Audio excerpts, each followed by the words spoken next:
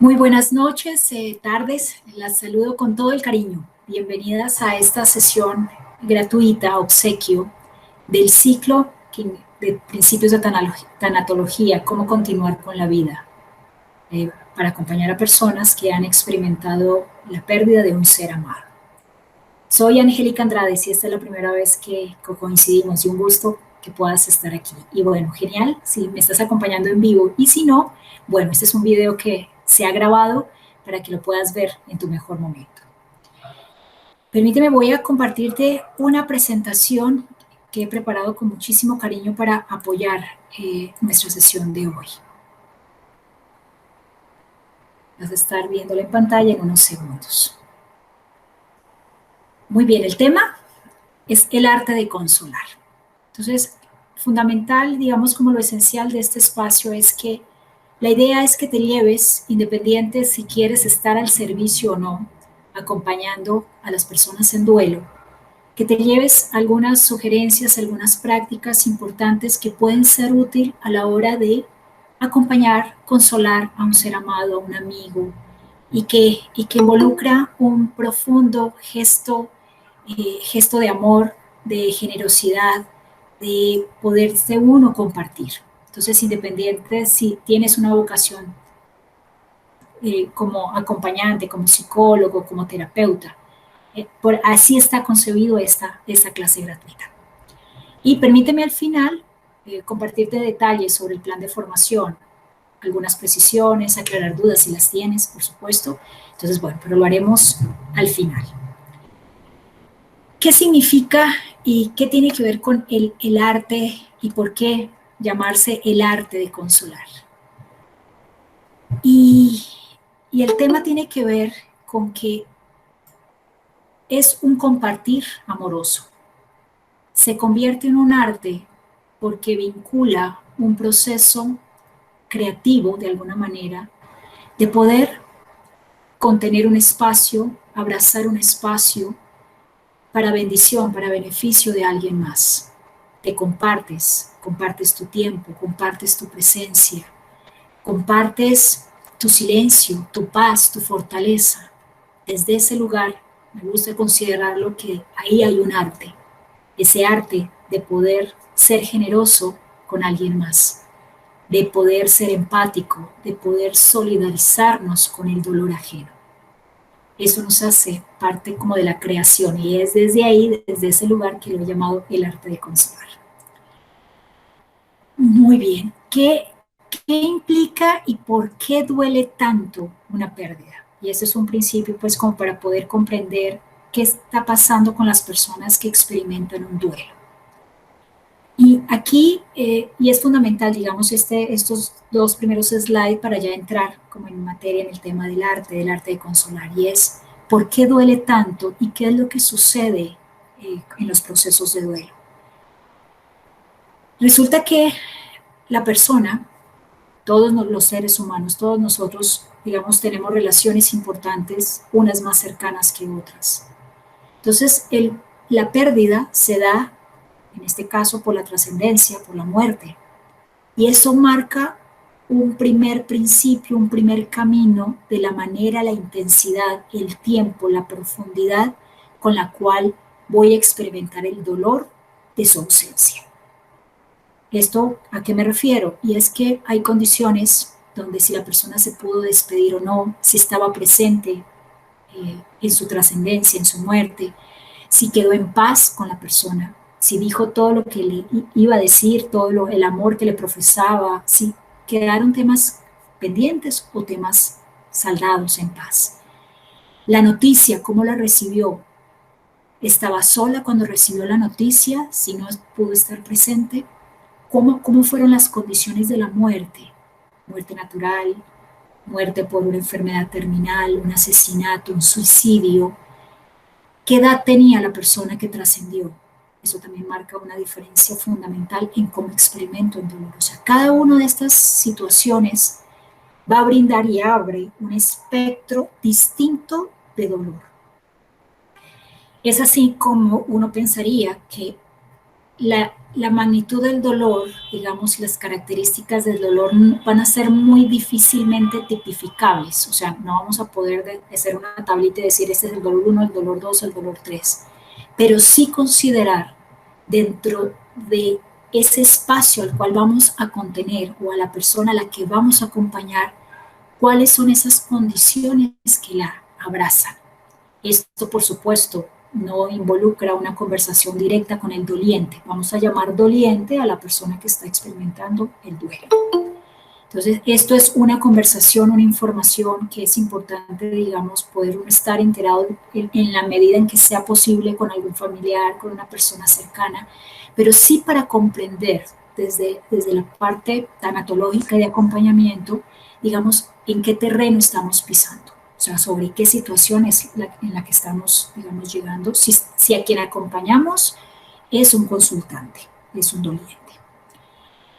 Ahora bien, el duelo como tal, ¿qué es lo que pretende y qué objetivo tiene y qué es? A mí me gusta llamarlo que el duelo es un peregrinaje, es un camino lleno de experiencias, lleno de emociones, lleno de descubrimientos, lleno de confrontaciones. A eso me refiero con que digamos, un camino experiencial del duelo. Y opto por no tipificarlo a nivel de etapas, aunque la siguiente imagen donde que te voy a ilustrar, digamos, ejemplifica un poco de manera como muy simple los diferentes estadios o las posibles experiencias que va a vivir un doliente. Entonces, el objetivo a lo que iba es, el objetivo que tiene el duelo es poder que la persona tenga un espacio, un tiempo, un camino, de tal manera que pueda experimentar, sentir, permitir que las emociones fluyan, sean expresadas, para que pueda volver a recuperar las fuerzas que hay en sí, que tiene esta persona. O sea, partimos como de esa premisa. ¿Esto qué significa? Que para quienes acompañamos no somos salvadores, no somos sanadores, porque de hecho el duelo no es una enfermedad, entonces no hay nada que sanar, sino que estamos acompañando a que la persona vuelva y recupere, vuelva y se conecte, vuelva y active, vuelva y recuerde su propia fuerza de vida, su fuerza vital, sus ganas de volver a empezar de vivir. ¿Por qué es tan doloroso? Independiente, digamos, de todas estas situaciones que te comenté que ponen en contexto la pérdida, pero en su esencia es doloroso, o sea, nos duele a todos la partida de una persona con la que tenemos una relación cercana. Es doloroso porque implica tener que volver a estructurarnos, volvernos a reconfigurar, volver a armar nuestra vida.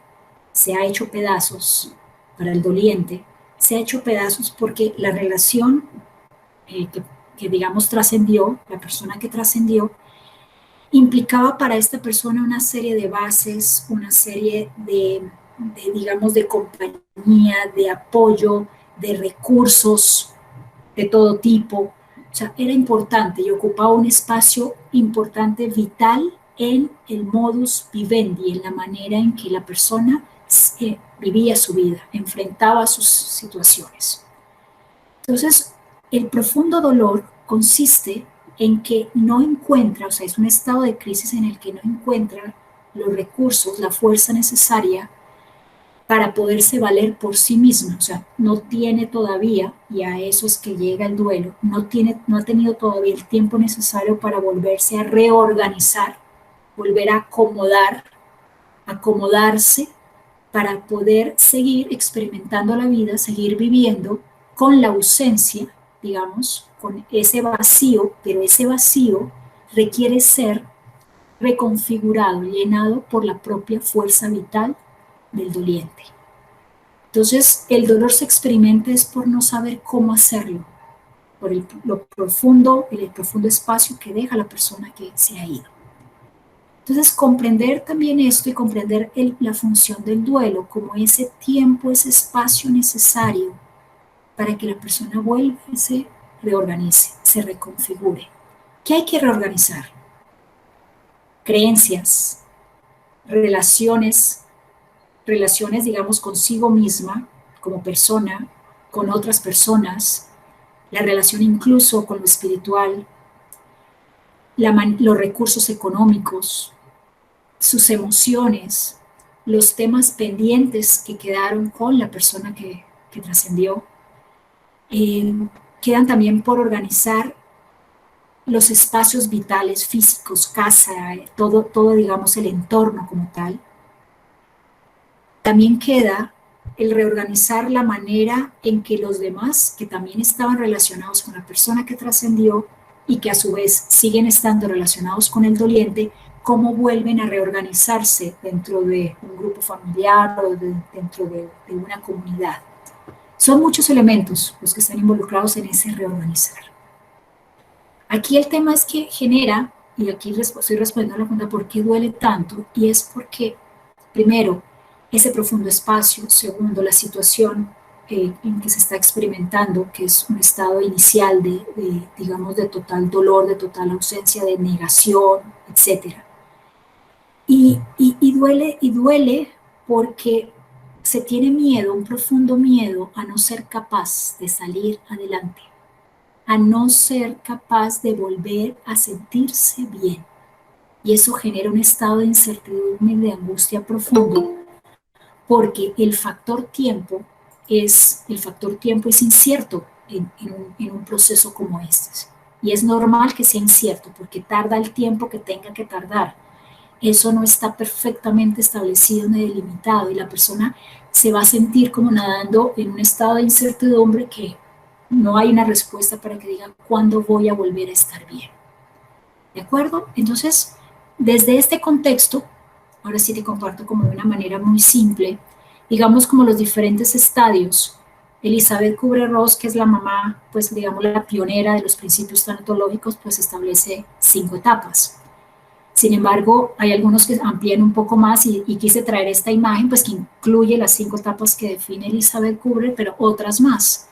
Simplemente como para identificar como este peregrinaje, que es no necesariamente, digamos, que es como el 1, 2, 3. Ese es el punto también importante a considerar, porque aquí pueden haber retrocesos, pueden haberse dado experiencias emocionales que en algunos casos no se dan, como por ejemplo personas que no experimentan enojo, no porque no lo tengan contenido, sino porque no hay nada del cual estar enojado, están en paz, digamos, tuvieron esas condiciones preliminares de las que te mencioné, digamos, fueron amables de alguna manera. Entonces, digamos, no hay enojo, puede no haber alguna de estas emociones iniciales, el shock, por ejemplo, tampoco.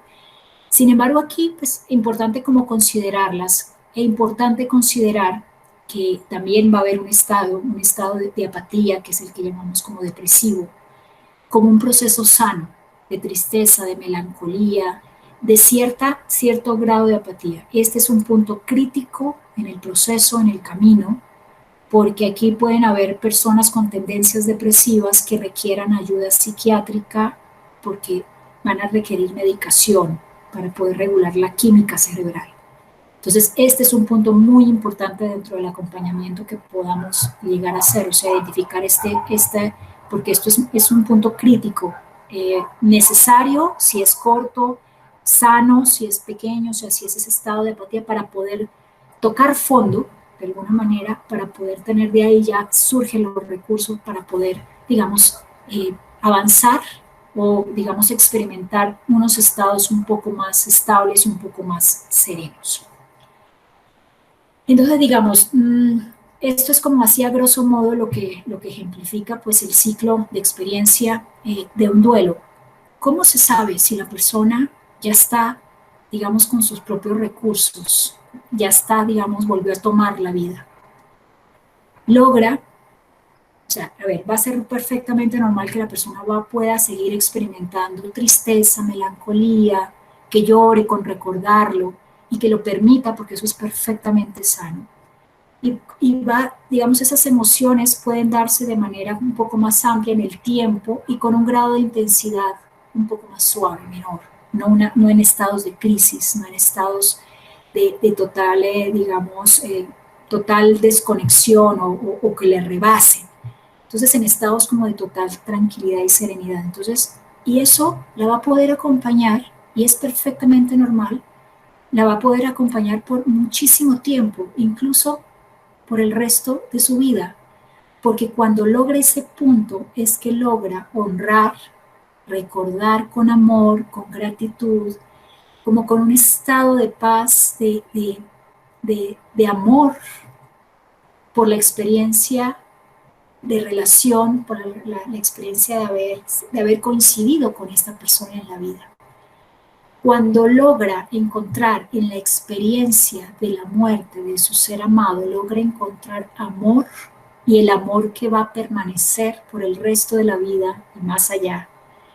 Logra conectar la gratitud, logra conectar el honrar, la experiencia de vida, independiente cómo fue su trascendencia o cómo se dio el proceso, sino el que logre dentro del balance amar la vida, la experiencia de vida de quien murió, y ella logra vincularse desde el amor con esa experiencia de vida, la persona ya tiene el recurso, tiene la fuerza de vida para seguir adelante.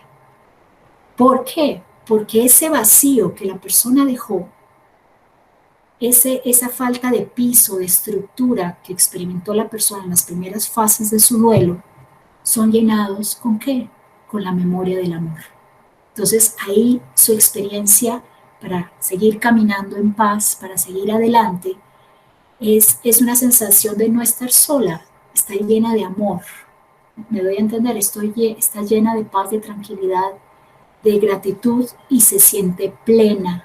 Entonces esa plenitud es ya una conexión con la fuerza vital. ¿Cuánto tiempo puede ocupar? ¿Cuánto puede tiempo tardar? Te decía que el tema de reloj es incierto, sin embargo, un duelo sano, un duelo, digamos, sí, a nivel sano puede tardar entre 1 año y 2 años, dependiendo todos estos antecedentes. Entonces, y esto no es decir ya llevas 2 años, ya, sino es como algo que se ha observado desde los procesos de tanatología, lo que puede un duelo trabajado. ¿Qué sucede durante esos 2 años? El poder abrazar las emociones, el poder sentir el sufrimiento, porque aquí hay algo paradójico en este proceso, y es que solo permitiendo sentir el propio dolor, se da el proceso de reconexión, se da el proceso de encontrar el recurso. Suelo no utilizar la palabra sanar porque es que el duelo no es una enfermedad, el duelo es una experiencia. Entonces, las personas que están en un estado de duelo no están enfermas, sino es algo a lo cual tengo que sanarme o al cual tengo que salir de. Tengo que vivir, elijo vivir, si así lo quiero. ¿Y qué me corresponde como doliente? Permitir que sentir cada una de esas emociones, que son las que estás, digamos, viendo por aquí, poder, y a partir de experimentar ese dolor, se da el proceso de reactivación del amor, de la reconexión. Muy bien. Aquí hay un concepto importante que me hizo sentido traerlo sobre la mesa el día de hoy. Y esto viene desde la mirada de Bert Hellinger, desde la parte sistémica de constelaciones familiares, ya no viene de la parte tanatológica. Sin embargo, creo que nos brinda recursos como actitud de acompañantes, como actitud de facilitadores. Y nos pone en un lugar apropiado, sano para ti como facilitador y también muy edificante y muy sano para el doliente. Esto es únicamente un ejercicio en silencio para ti, facilitador, antes como preparación, antes de ir a acompañar a alguien. ¿De acuerdo? Y esto son los 5 órdenes de la ayuda. Y primer principio, primer orden, solo podemos dar aquello que tenemos. Y aquí conversábamos con mi querida Norma, una alumna, antes de empezar la grabación, y una reflexión muy bella en la cual coincido contigo totalmente, mi bella Norma, y es: si tú eres amor, tú facilitador, si tienes una relación interna, un trabajo interno de amor contigo, si tienes una conexión con lo espiritual que hace que sientas tu luz, te ames, tengas una plenitud, si eres amor, es ese amor el que se comparte. es ese amor que abraza, que contiene, que no quiere cambiar nada, que solo está ahí presente. Entonces, desde ese lugar es que está el primer, digamos, concebido el primer orden de la ayuda. El segundo orden, asentir a lo que es. ¿Esto qué significa? Y es un gran, gran trabajo interno facilitador, del facilitador. Y es, otra manera de decirlo es no querer cambiar nada, no querer que la persona salga ya rápidamente de su duelo, ni siquiera querer que esté feliz, ni siquiera querer que esté mejor, solo aceptar lo que es como está en ese momento, lo que está sintiendo en ese momento y estar ahí presente. Permitir que sea, permitir que lo que es sea. Entonces esto involucra también una gran fortaleza interna nuestra de poder mantener una distancia amorosa, respetuosa, asintiendo a lo que fue. Y por otro lado, por otra parte, digamos, desde la parte humana, somos y tenemos tendencia a juzgar. Entonces, el poder aproximarnos a la situación de muerte, la situación de muerte-vida, y dependiendo de cómo fue la muerte, nos estamos, digamos, enfrentando o a estar disponibles a algún concepto que se llama víctima y perpetrador. Entonces ahí requiere, cuando digo fortaleza, es poder ser neutral, porque independiente cómo haya sido la muerte de la persona que trascendió, en lo esencial y en lo que nos enfocamos es en el dolor y en el proceso y el peregrinaje del doliente. Pero atrás hay un proceso neutral, amoroso nuestro de asentir a lo que fue. Entonces esto, reitero, requiere como una fortaleza interna para hacerlo. El tercer orden de la ayuda es me aproximo como lo que es un adulto. Aquí hago un paréntesis porque digo, en caso de niños los procesos son distintos, pero me voy a enfocar aquí para el tema de que tú eres facilitador, un adulto con unos recursos, una fuerza, y la persona que tienes al frente, que hoy es un doliente, tiene recursos, tiene fortaleza y es un adulto. Entonces eso también nos ubica en un lugar nuevamente respetuoso, un lugar de fortaleza tanto para ti, porque no te desubicas, no asumes ningún rol distinto al que te corresponde, que es estar presente, estar conteniendo el espacio, posibilitando un espacio armónico, amoroso, sereno para que la persona se exprese. De eso se trata el arte de consolar. Entonces, al aproximarme como adulto, es atestiguo que es un adulto con recursos, que no es una pobrecita, no es una víctima, es un alma que está experimentando una vida física, que está experimentando un duelo, pero que tiene fuerza, que aún no se ha conectado con ella por el dolor, sí, pero ella en sí la tiene, ¿de acuerdo? O sea, su alma la tiene, su parte sabia la tiene. El cuarto orden de la ayuda, digamos, complementa lo que te mencioné de víctima y perpetradores, sin vínculo personal y una mirada amplia. Esta mirada amplia es lo que te acabo de mencionar, es poder, digamos, asentir a lo que es sin juzgar, sin involucrarnos, sin que te involucres a nivel emocional.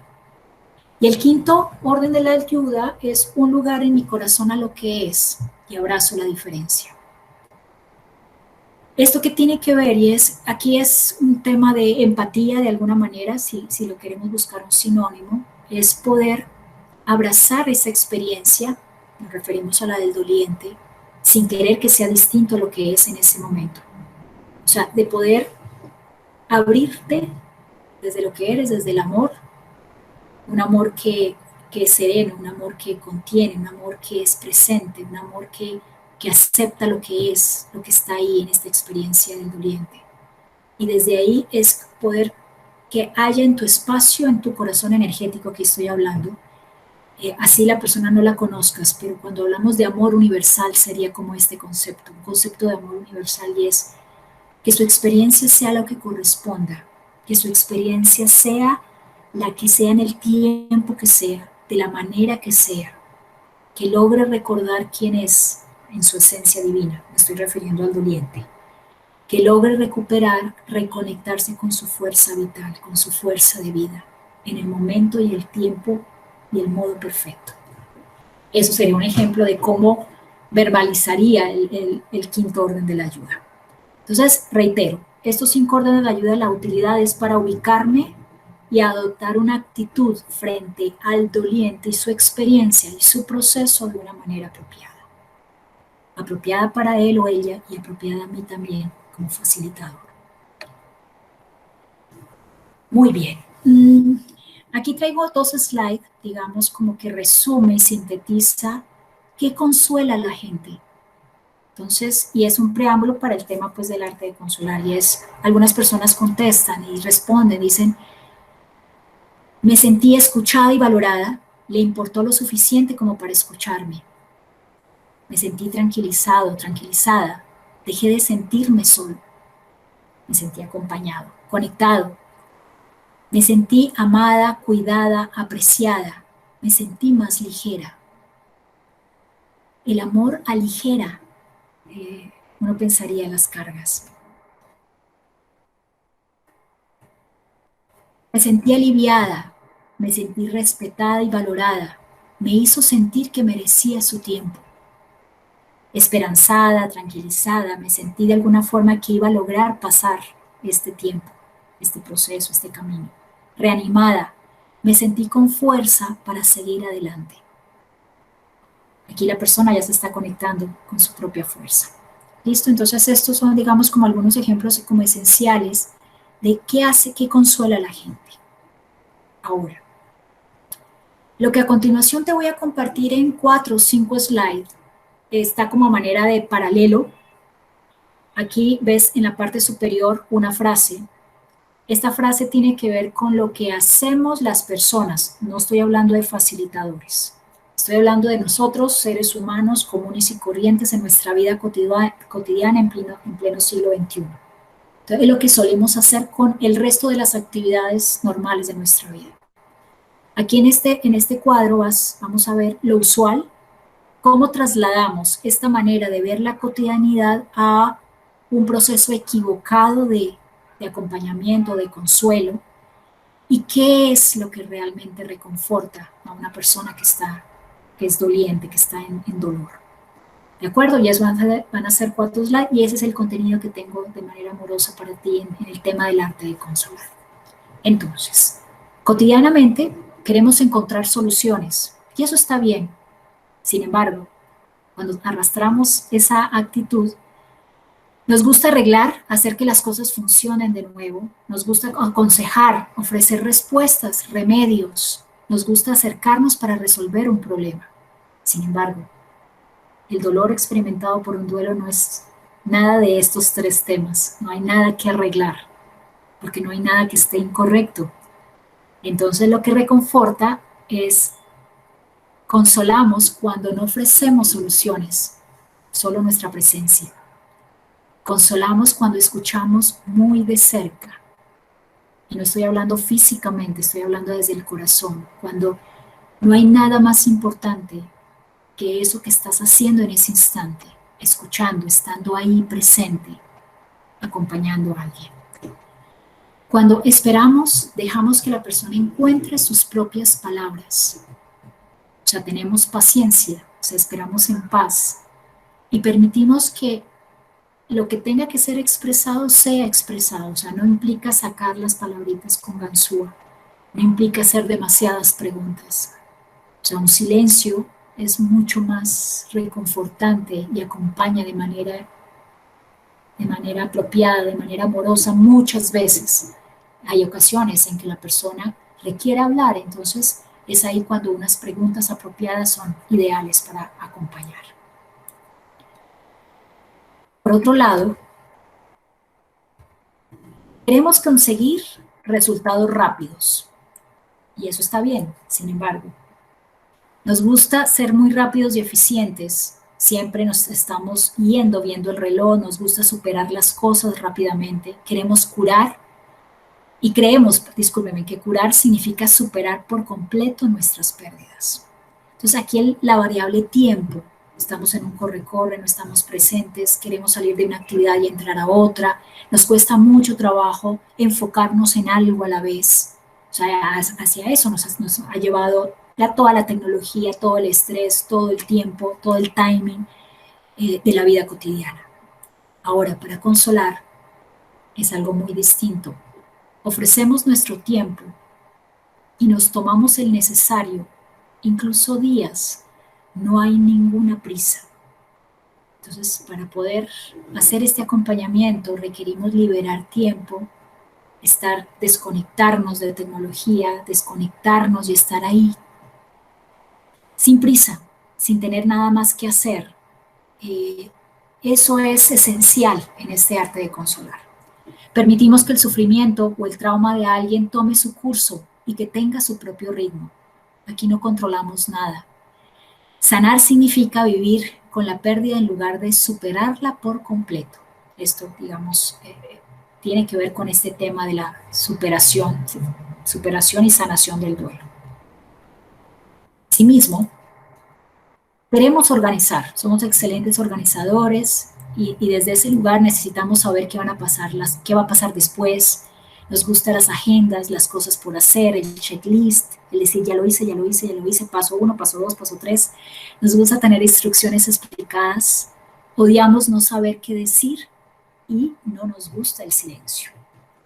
Para consolar, requerimos disfrutar y aprender a vivir en el presente, dejar a un lado las expectativas, aceptar que el consuelo puede ser un proceso impredecible y desorganizado, porque la persona lo puede experimentar como lo tenga que experimentar.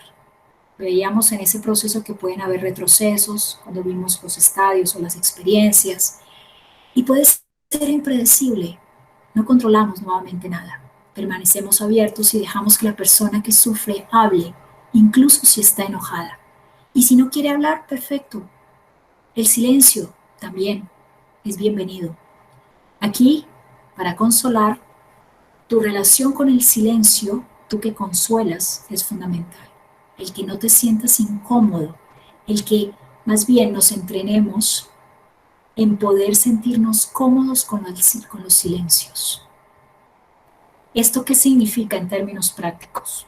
Digo, un tema es el silencio meditativo, este es fundamental, como práctica espiritual. Sin embargo, podernos entrenar en los silencios es que en las conversaciones que tenemos de manera cotidiana con personas no dolientes, sino personas de nuestro entorno, podamos exponernos a hacer preguntas y aguardar, esperar la respuesta. Que haya momentos de silencio, comenzando por ti. Me refiero a una conversación con un amigo, una amiga, en que tal vez haya una reflexión, digas una frase reflexiva y no digas nada más. Que aprendas a identificar y a sentirte cómodo con los espacios de silencio en las conversaciones cotidianas. Es lo que estoy queriendo intentar invitarte a hacer. A veces en las conversaciones atropellamos, no dejamos que la persona se exprese y estamos pensando en el momento en qué voy a decir en continuación, reacciono. Si eres maestro, por ejemplo, un ejercicio para abrazar el silencio es poder decir algo y esperar unos par de segundos a que el alumno dijera lo que acabaste de decir.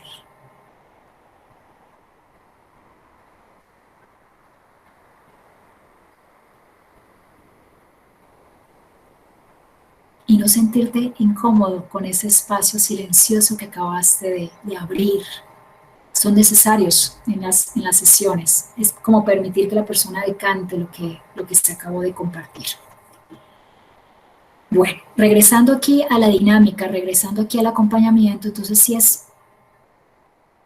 es importante que en este proceso de reconfortar tengamos en cuenta este tema de no querer organizar, no querer que las cosas sean a tu ritmo, sino al ritmo del doliente.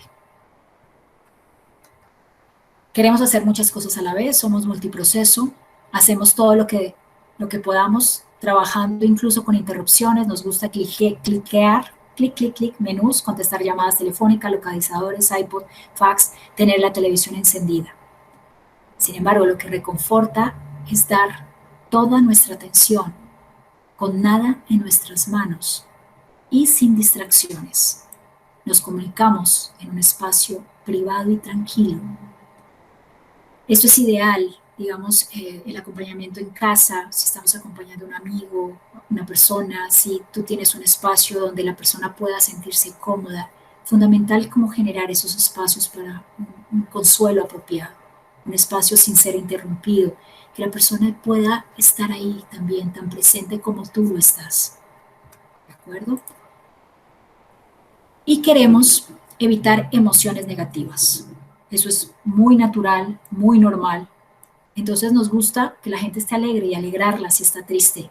Queremos que la gente sepa que es fuerte y que aguante bajo presión. Las palabras de que tú eres fuerte, tú vas a salir de esto, palabras y frases como esa era la voluntad de Dios, eh, como esas frases cliché. Por favor, no se trata de eso. O sea, es ahí con que solo tú digas lo siento, o digas estoy para ti, o te abrazo, o estoy aquí para lo que necesites, o cómo te sientes, cómo estás.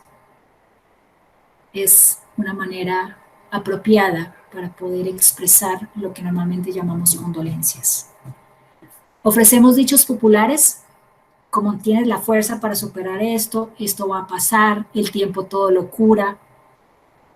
Desde el lugar del doliente no hay resonancia. Son palabras que suenan huecas, palabras que incluso, frases que pueden incluso generar enojo. Decir, ¿cómo? ¿Esa era la voluntad de Dios? Me doy a entender, entonces, esas no son las frases como apropiadas las frases cliché. Lo que reconforta, no tratamos de quitarle el dolor, lo dejamos sentir lo que siente. Y estamos ahí si quieren hablar, si quieren expresarlo. Estamos ahí si quieren que escribamos juntos, que leamos juntos, que simplemente estemos en silencio haciendo alguna otra actividad. Eso es consolar. Respetamos el derecho de una persona a ser vulnerable. Podemos ser un santuario, una persona segura para estar cuando alguien se desmorona. Entonces, poder ser un santuario es, siento yo, digamos, es un honor, un gran privilegio el poder acompañar eh, a una persona desde ese lugar. Y además, porque la persona el doliente, quien está experimentando el duelo, me gusta llamar la tierra que pisamos, en la tierra que él pisa o ella pisa, es una tierra sagrada, es una tierra santa. Esta mirada, y es lo siguiente, y es que la persona que está experimentando el dolor de una pérdida está en un punto de tener, a ver cómo lo doy a entender, y es, se aproxima a la muerte, está en la vida, se aproxima a la muerte como lo que es, lo grande, lo sagrado, lo eterno. Ese estado de estar tan cerca de la muerte lo pone en una perspectiva y en una condición de vulnerabilidad, de conexión interna, de hacer un balance de lo que es esencial y realmente importante en la vida. Que así él no entre en un proceso mental reflexivo, sino es parte también incluso del mismo dolor, darse cuenta que somos temporales, que la vida es frágil, o sea, todo este tipo como de sensaciones que lo lleva a experimentar dolor. Al punto al que quiero llegar es que es tierra sagrada esa tierra que pisamos. Entonces, con esa actitud es como la invitación que te hago a ti de como facilitador aproximarte a un doliente, a una persona, y como un santuario.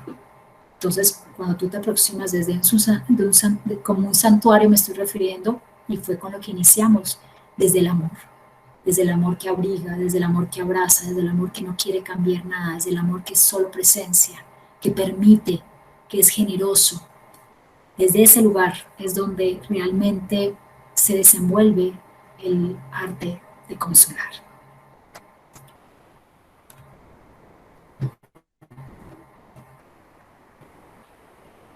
Muy bien, permíteme, antes de abrir un espacio, que el tiempo nos lo permite, sí, para preguntas, permíteme compartirte así rápidamente en los siguientes segunditos temas, detalles como del plan, y si hay dudas, con muchísimo gusto al final.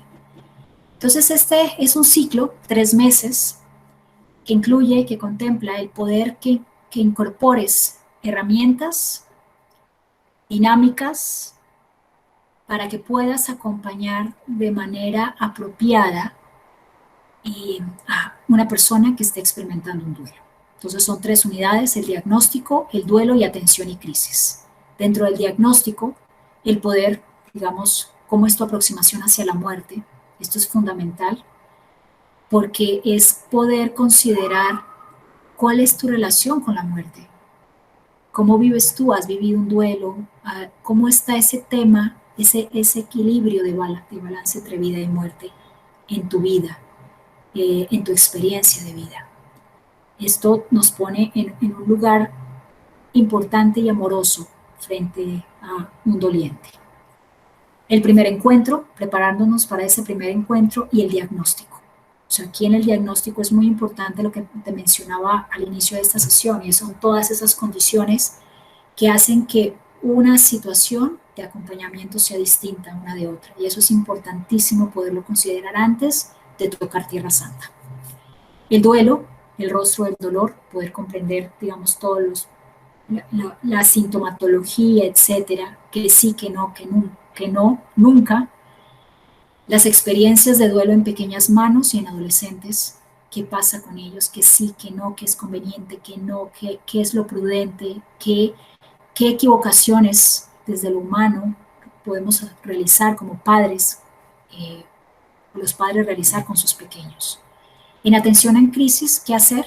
En una intervención en crisis, duelos complejos y herramientas y dinámicas. O sea, aquí hay una serie de herramientas a nivel de acompañamiento para que puedas implementarlas en las familias, en los grupos, en la persona que está experimentando el duelo. Cada unidad tiene una sesión gratuita donde integramos, donde hacemos un resumen, donde aclaramos dudas o donde toco un tema que no ha sido tocado y que el grupo, digamos, lo demanda. Dice, eso determina y lo hace particular el grupo dependiendo de lo que vaya surgiendo. Entonces hay un espacio gratuito para, o bien para resumir, o bien para aclarar, o bien para profundizar, o tocar un tema adicional.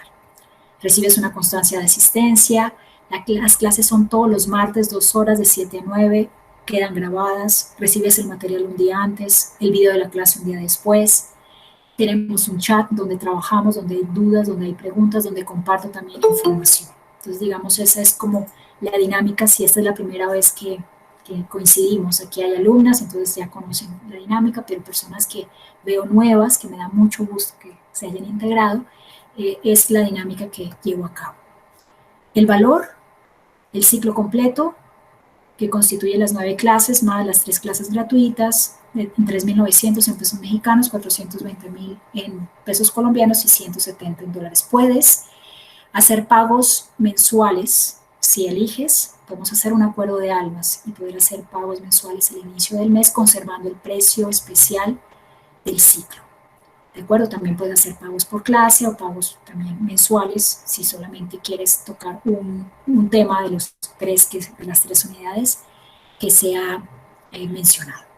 Y bueno, hay un plan de lealtad especial que tengo de manera especial con las personas que ya me han acompañado antes, bien como pacientes o bien como alumnas, y es un precio especial. Entonces eso es parte como de mi compensar a ti que ya eres parte de Angelicalmente y has sido alumna. Muy bien. Infinitas gracias por haber estado aquí, por tu presencia. Si esta es nuestra primera vez, aquí hay alguna información como muy rápida de redes sociales.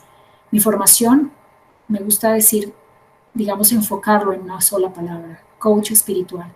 Trabajo muchas dinámicas, de todas de tipo esotérico, de tipo holístico, de tipo espiritual, entre ellas conexión angélica, numerología, me gusta la Kabbalah, trabajo talleres sanando heridas del alma, Estoy en este momento en una certificación en terapia floral, construyendo, bueno, temas, contenidos, tarot terapéutico, en fin. Y tengo formación en constelaciones familiares también con énfasis en tanatología. Entonces, esto es el contenido que tenía para ti.